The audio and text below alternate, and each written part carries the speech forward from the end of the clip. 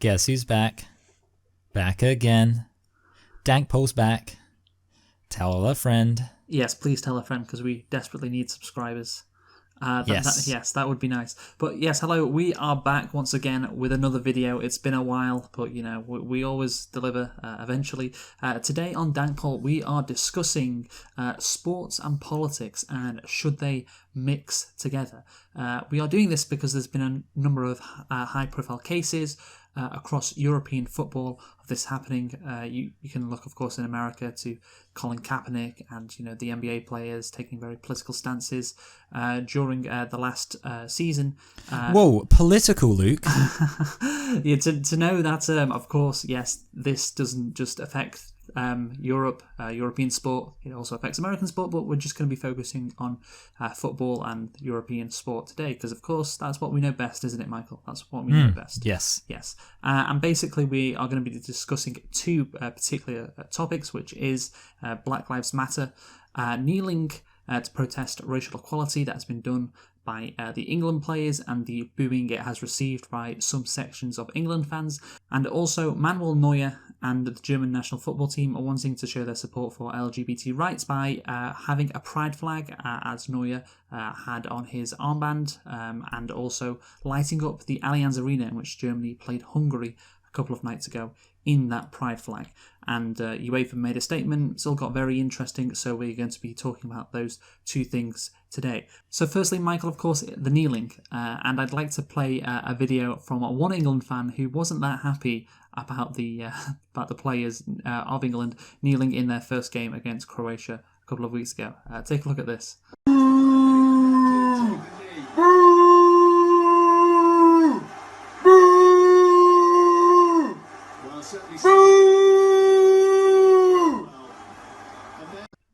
So what do you make of that, Michael? Do you think he makes a good point? Yeah, he makes a very compelling argument.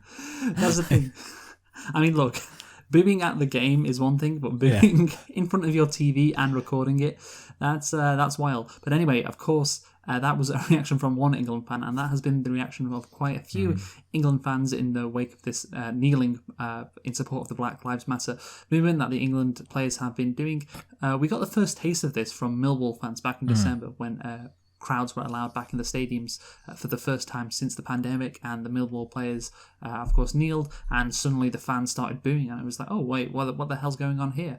And several months later, we have the reaction from England fans at Middlesbrough. That's where they played their matches before the Euros, where again, the England fans, or some of them, of course, booed the England players when they kneeled before the game, causing Gareth Southgate to release a statement on the kneeling by the players, in which he said it wasn't political, this is just for racial injustice. This means a lot to a lot of the players who are, of course, black, like Marcus Rashford, Reece James, Tyrone Mings. I could go on. We have a lot of black players in the squad. Very, very good not naming Raheem Sterling. We need to keep the racists on side. Yeah, again, and Raheem Sterling. Boo! And I'll mention one of your players, Michael, Bayako Saka. Yes, who had a very good game against the Czech Republic. But of course, basically the point Southgate was making is, this is just for equality, ending racism. We're not doing anything political. We're not making political statements.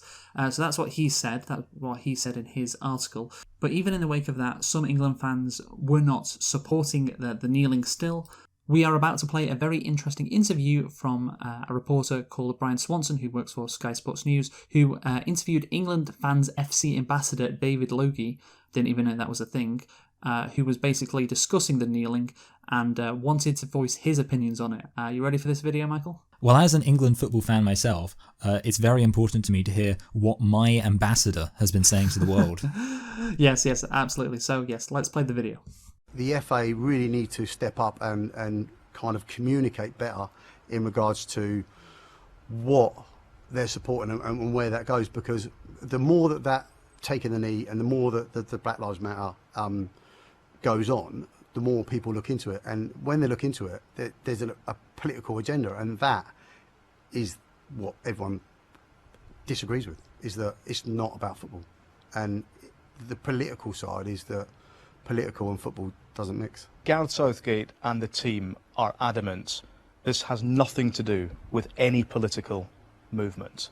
again, I think the FA really need to step up and communicate to the fans that what it is that they're supporting here. People that go to football go to watch the game of football. That's it, simple as. Everything else that goes on the side of that, not being forced to support something that they will support and they will back, but it's kind of how the footballers tell the fans that you have to back what we're doing, because they get backed daily in their daily clubs But they're not being backed here. They are being backed. They're being booed. They're being booed. But I think there's a small part of that that's being booed. But again, it's communication. The FA and Debbie Hewitt, when she actually gets involved, hopefully she's going to take that forward, which we've never had before. So when she becomes, that leader, hopefully that communication will go to the fans, and it will be more widespread in what the FA are trying to achieve with their fans, and the fans will back that. But again, it's a lack of communication. There seems to be a political agenda, and I think that's what most people think, because nobody's communicated back. Well, Southgate and the players have. They've said, and the FA have said, they are not supporting a political movement. They've made that clear. They have made that clear, but no one else has made that clear. So yeah, it's interesting to see when people like that aren't speaking behind a keyboard, how they interact with it in real life. There was a couple of other instances when newspapers have been interviewing fans about Black Lives Matter, and one of them says, "Oh, it's Marxism," and then they are asked to elaborate and they don't. So yeah, what do you think of that interview, Michael? Yeah, I mean, obviously, just logically, it was a bit interesting how he said the idea of him going, it has been communicated by those people, but apart from that, it hasn't been communicated, which obviously you have to think, well, if you're just going to keep saying, well, apart from the people who've said their opinion that this isn't political. But yeah, I mean, I think it's obvious that this person has some kind of objection to footballers taking the knee, and I do get the impression that he's not fully capable of articulating exactly where that objection comes from. Now, far be it from me to speculate what the actual substance of his objection could be, but I just have to say that I think he could have done certainly a better job at communicating it. And again, I will say, as an England football fan, I do think that this, as an ambassador, I think he's really letting the side down. I mean, the bottom line is with that interview, he was saying, "Oh, it's political," and well, they're not saying it isn't. But basically, of course, like the interviewer said, Southgate and the players had, he wants it to be political, so that gives him an excuse, and the rest of the England fans an excuse to boo it. He desperately wants it to be political, but that's the thing, though, because he wants it to be political, and this is the inherent contradiction, I guess, because he wants it to be political, and a load of other England fans do want it to be political, therefore it becomes political. I mean, Southgate saying it isn't political. At the end of the day, he might want that to be the case, but he's wrong, because a lot of people do see it as political. They see being against racism as political, standing up for, Black Lives Matter, this ending the systemic oppression of black people. They see that as political. And yeah, that is the sad thing about what I think Southgate is saying, is I get his intentions, I know what he's thinking. He's thinking, well, it should not be political to say, you're against racism. But sadly, I don't think that is the case. Yeah, I think ultimately politics is, it's a social science insofar as it's an area to be studied. And obviously it's about society. And yeah, obviously there's some things, for example, you don't even have to look at ideological things like racism. Even, for example, climate change is political in the United States. And why is it political in the United States, but perhaps, let's say, not political in Germany as much? It's because people disagree with it along political lines. And obviously, yeah, what you're basically saying there is true about Black Lives Matter as well. That because there is this disagreement along political lines, the reality is that I would say that if somebody said that they were kind of a Telegraph reading, or even especially Daily Mail reading conservative, who was, a Brexit voter, fan of Boris Johnson, or even, again, God forbid, fan of Jacob Rees-Mogg, and then they said, "Oh, I'm opposed to taking the knee," my response would be, well, that makes complete sense. because of your politics, of course you're going to be against people taking the knee. Like, that's not a surprise to me. And that obviously speaks to the reality that it is a political thing. The fact that somebody can say, I disagree with taking the knee, and you can be like, you can directly tie that to their politics, shows it's a political thing. Yeah, absolutely. In fact, Michael, as you can see on screen, there was this guy at the England game against Croatia who had a Winston Churchill tattoo on his body. And surprise, surprise, according to images, he was one of the most vociferous people when it came to booing. So yeah, obviously it's political. And that's the thing, like, to be anti-racism, which in my opinion is racism, is still in the what is called the Overton window in Britain, just like being a climate change denialist is still in the Overton window in America, even though you think, well, it shouldn't really be, but it is. Like, just in this last week, like Priti Patel and Jacob Rees-Mogg, who you've of course mentioned before, said, yeah, England fans should be able to boo the players for taking a knee. So yeah, if the most prominent politicians in the UK, or a couple of them, are saying this, then yeah, of course it's going to become a political issue. Also, there was a report this week from Conservative MPs stating that teachers talking about white privilege was the reason why white working class kids were not doing it so well in school. And again, you know, this is the Conservative government blaming basically people of colour, black people and Asian people for the Tory government's failings, you know, trying their best to create a division between white and black and Asian people in their culture wars, basically. Or the reason why white kids aren't doing so well is because of black and Asian kids getting too much attention, essentially. Like, racism is still alive and well in this country. I mean, look at who's our Prime Minister, Boris Johnson. He said a number of racist things in the past, you know, Muslim people look like letterboxes and Bongo land. Yeah, black people have watermelon smiles, like, and he's our PM. He's literally the most important and highest position in this country. That's what he occupies. So sadly, to be anti-racist in society is to be political when you look at Britain.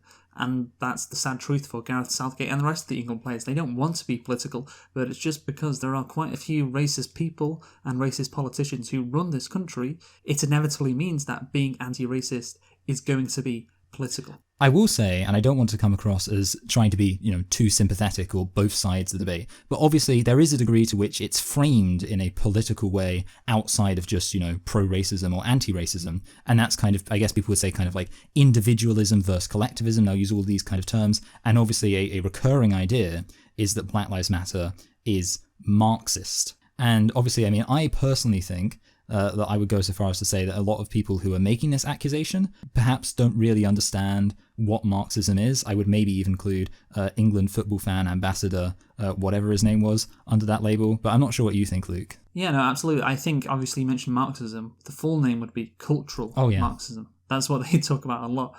And the thing is, this cultural Marxism thing, basically, it's not really about, you know, what Marx said. It's about the fact that, well, Marx basically pit workers against, you know, management and, you know, capitalists. And, you know, that's what certain people, certain shadowy people are trying to do with black and white people. They're trying to pit them against each other. I mean, which shadowy people would do that who also happen to share the same religion as Karl Marx? I mean, who knows? I'm not saying everybody who says the cultural Marxism stuff is anti-Semitic, because maybe they just don't know any better. But yeah, it is definitely a conspiracy theory that I think has probably ran rampant online, considering people have been stuck in their homes for the past year. And you can also get it in our great national newspapers, you know, similar talking points which don't specifically call out cultural Marxism, but just use a lot of buzzwords like woke and virtue signaling. Take a look at this headline from The Sun, Michael, as you can see on your screen. This was about Christian Eriksen until it wasn't. This is from Tony Parsons. Brilliant player Christian Eriksen struck down. This, not whether to take the knee, is what's important. That was from The Sun. So Christian Eriksen collapses and The Sun turns it into attack on players taking the knee.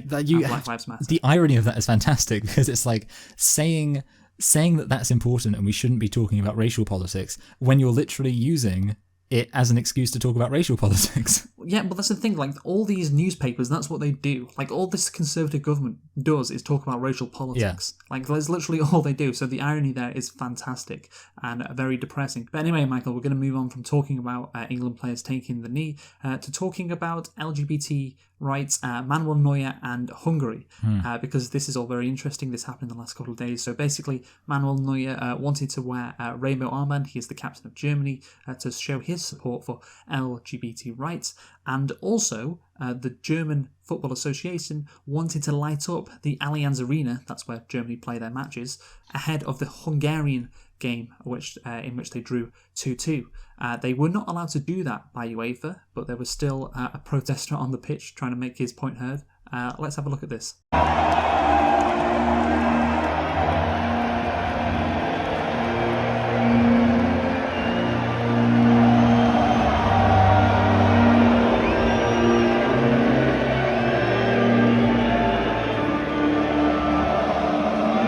Now, the reason that protester ran onto the pitch is because, like a lot of things, things got quite political, and UEFA were forced to respond to Germany's request to light the Allianz Arena up in the rainbow flag because they thought it was political because of the team they were playing, Hungary, and laws that they had recently passed, basically banning what they would call gay propaganda to anyone under the age of 18. A very similar law exists in Russia, and we all know what Vladimir Putin thinks of gay rights over there. And of course, this is an ongoing crackdown from Viktor Orban on basically anything that is, quote, liberal and not like far right. That is what he is doing over there. So this meant that UEFA had to respond to Germany's request, and here is their statement. UEFA respects the rainbow. Today, UEFA is proud to wear the colours of the rainbow. It is a symbol that embodies our core values, promoting everything that we believe in, a more just and egalitarian society tolerant of everyone regardless of their background, belief or gender.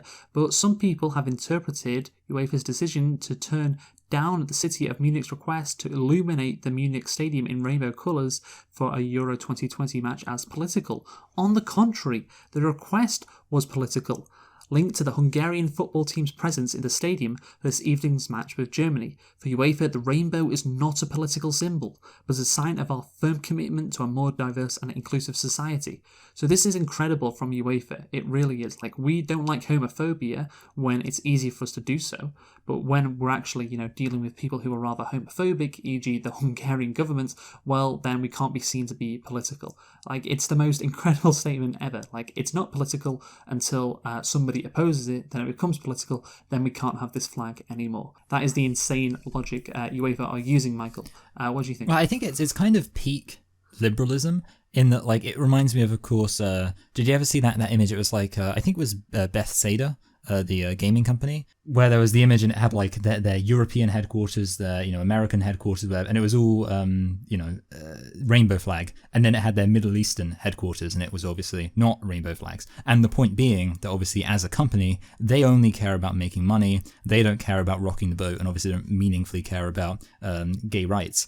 So what they can do now to frame it in a positive sense, they can say, well, we're just not being political, because after all, that's the most important thing, making sure you're never political. And that way they can pander to the conservative areas when they want to, make business and do well in conservative areas, but they can be all liberal and progressive in other areas, because what is their job? Their job is to not be political, which basically allows them to, that literally is pandering. And that's obviously what UEFA are saying. They're saying, well, if everybody agrees with gay rights, then it's not political. So we can do it. We can slap rainbow flags on everything. Whereas if there's somebody there who doesn't agree with gay rights, like Hungary, now it's political. So we shouldn't include, any references to gay rights. We shouldn't have any rainbow flags or anything like that. Oh, and conveniently, that means we don't alienate Hungarian supporters or anything like that. So it basically allows companies to be completely cynical while framing it as like, rising above politics, which of course you can't rise above politics.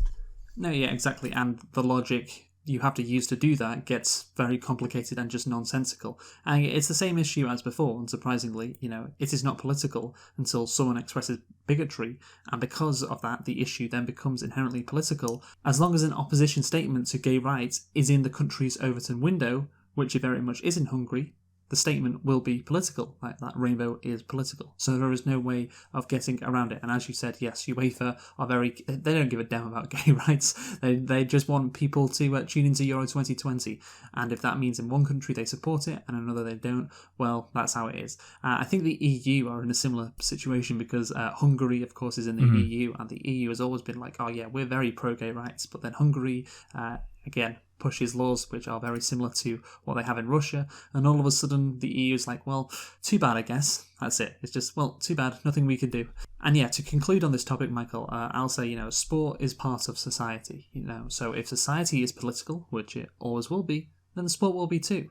And that, at the end of the day, is the bottom line. There is no way you can get politics out of sport because sport is in society. That is my final thought on that. And we live in a society. No, yeah. And I also think the other thing is that there is a tendency, which was, I kind of picked up on it a while ago, and I think it's kind of appeared with the rise of things like the intellectual dark web and the idea of kind of being like rational, which is kind of, you get all these people positioning themselves as the rational centrists and things like that online. And one of the things that you started to see with that is people acting as if the goal in life is to not be political. I remember when that Bill Nye show came out, and lots of people were, when he was talking about climate change, if there were people who agreed with climate change, they were saying, oh, that's fine, that's not political, that's just the facts. But when he came out and started talking about sexuality and gender in a way that they disagreed with, they then said, oh, now it is political. And obviously, it's always political. When he was talking about climate change, that was political insofar as that's something people disagree on. When he was talking about sexuality and gender, that was political insofar as he was talking about something people disagree about. And this idea of wanting to elevate yourself above politics, which a lot of different people for different reasons try to do, is obviously a completely illusory goal, and one which I don't have any real interest in trying to attain. No, and you shouldn't, because it's impossible. And the irony is, of course, those who decry Black Lives Matter, that England fan we saw in the interview earlier, do love to inject politics into sport when it suits them. Just look at this headline again from The Sun, when England and Scotland drew, which was, "Bad news, Nicola. England and Scotland can't be separated." This was front page, and the basic premise was Nicola Sturgeon should be sad because Scotland didn't beat England, which is ironic, of course, because England didn't play that well and Scotland were happier with the result. But also, injecting politics into a football match, which is something I believe The Sun and its readers didn't like, if I recall. And also, we've got the Germans next, who we're playing in the Euros. And I think there's going to be quite a few references to 2 World Wars and 1 World Cup. Yeah, exactly. That kind of song, which was sung for ages in England. And I think when the Germans coming around, politics is always going to get involved. And so I think this here, Michael, is a nice meme to end on, as you can see on screen. England versus Germany, which is, of course, the next football game for us. 90s fetishists and World War II fetishists, because, of course, what happened in the 90s with England losing to Germany in dramatic circumstances. And also, who can forget the war? Don't mention the war until we play Germany, when that has to be mentioned every time. But again, it's not we defeated the Nazis, we defeated the Germans. And like I always say, the biggest problem that British people have with the Nazis weren't their ideology or their political views, it's because they were German. So that's the end of the video. Thank you for watching, and why don't we all end by watching the clip of that England fan booing the players from his couch again. What do you say, Michael? Well, I won't be booing that decision. That's great. Okay, play the clip.